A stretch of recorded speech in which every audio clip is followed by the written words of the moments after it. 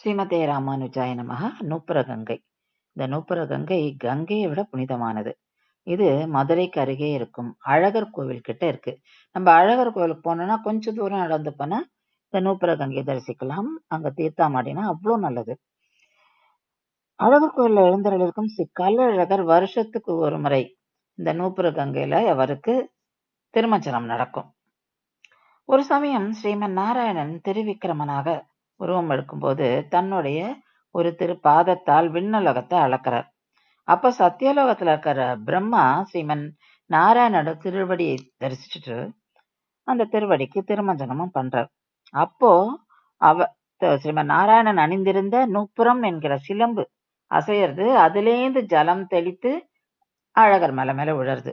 அப்படி விழுந்ததுதான் இந்த நூப்புர கங்கை. பெருமாளோட திருவடியிலேன்னு வந்ததுனால இந்த நூப்புர கங்கை அவ்வளவு விசேஷம்.